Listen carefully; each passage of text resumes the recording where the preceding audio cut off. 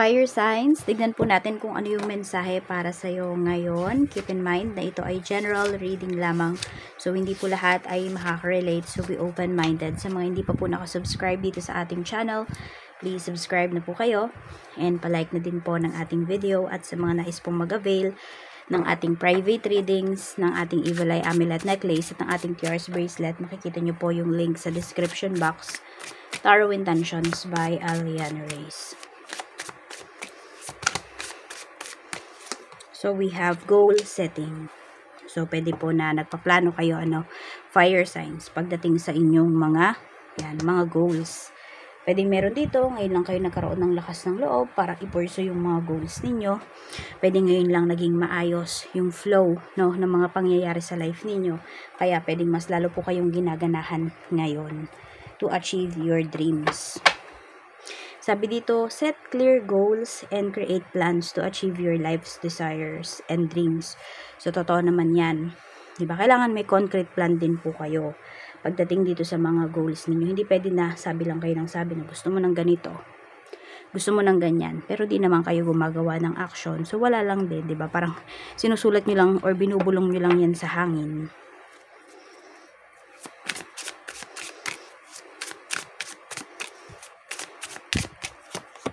We have past lives. Sabi dito, you're being called to explore past lives to discover how the past is affecting your current emotions, situations, and behaviors. So, one can gain a greater understanding. So, kung meron dito, gulong-gulo kayo, or napapaisip kayo, bakit kaya ganun lagi yung nangyayari sa life ko? Maari po na may kinalaman yan sa past life ninyo. May mga lessons pa kayo na kailangang bayaran this lifetime. Kaya kung interested po kayo sa ating past life reading, ayan, meron po tayong ino-offer na past life reading. Mag-DM na lang po kayo sa ating Facebook page, Tarot Intentions by Aliana Reyes. Tignan natin ano pa yung mensahe for you ngayong araw. Mensahe pa po natin for fire signs. Grudge holder. Running. Okay, pwedeng meron kayong mga dinaramdam, towards other people. Pero, sa halip na harapin nyo po yun, or sabi natin, ask for forgiveness to yourself, to other people, tinatakasan po ninyo. May mga tinatakasan kayo dito mga problema. Yun din, kaya din pala yung iba sa inyo, kaya paulit-ulit din yung nangyayari sa life nyo. Kasi yun nga, may tinatakasan kayo. Meron kayong hindi kayang harapin dito. Ayan. Meron ba dito malapit na magpakasal tapos tinakbuhan kayo ng bride or groom ninyo? Yung iba po sa inyo, ayan, dala-dala nyo pa rin yung trauma na yon hanggang ngayon. Kahit sabihin nyo na parang sinasabi nyo sa sarili nyo, naka-move forward na kayo. Some of you are not really,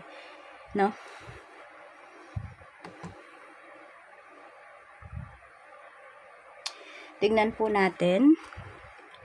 Pagdating naman sa ayan, ano tong grudge holder na to? Tignan natin. We have Ace of Coins. Meron ba dito hindi nagbayad ng utang sa'yo? Pwedeng nakikita mo yung taong to, ang bilis-bilis niyang maglabas ng pera pagdating sa ibang tao, pero pagdating sa'yo, kinukuripot ka nito. Tinitipid ka ng taong to. Ayaw niyang bayaran yung obligation niya sa'yo. Meron dito, meron kayong anak. Pwedeng ex mo to. May anak kayo. Tapos, yung iba, kunwari, mga pamangkin niya, sa mga pamangkin niya, super,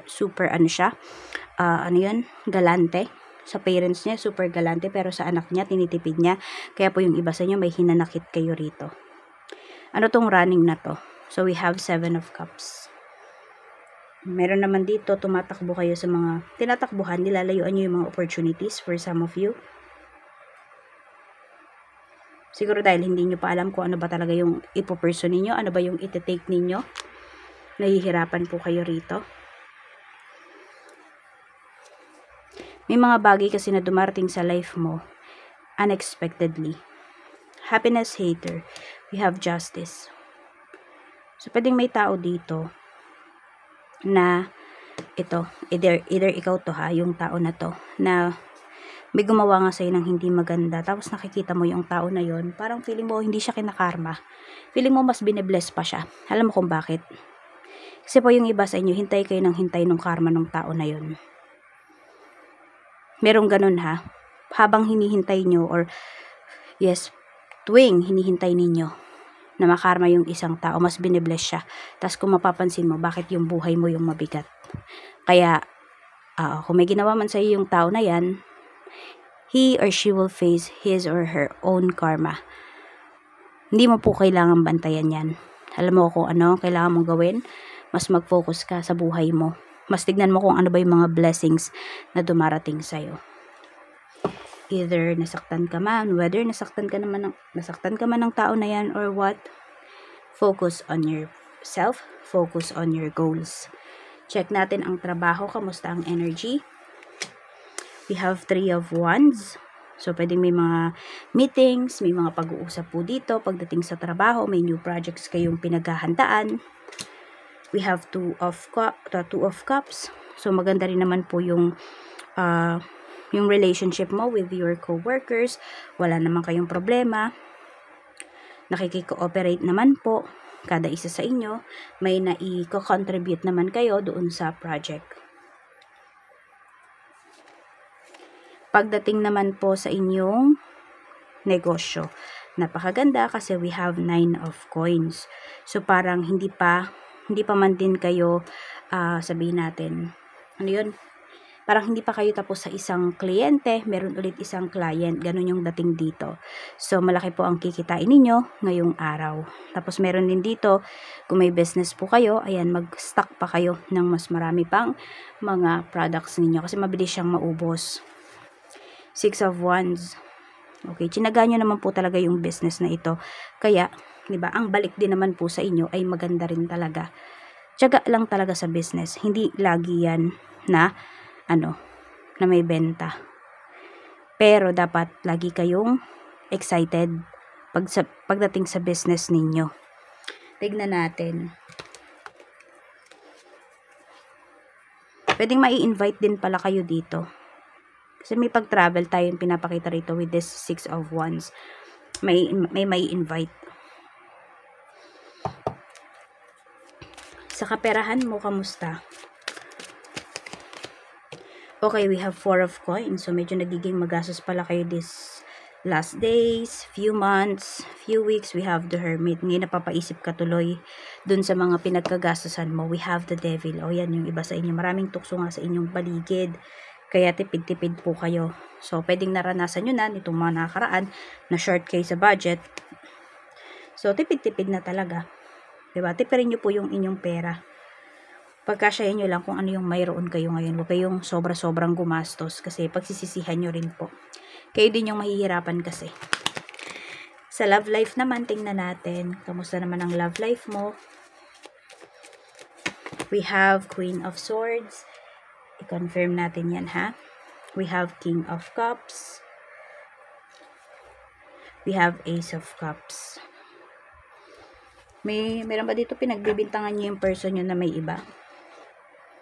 Tignan natin ano tong Ace of Swords in Queen of Swords pala. Queen of Swords in reverse.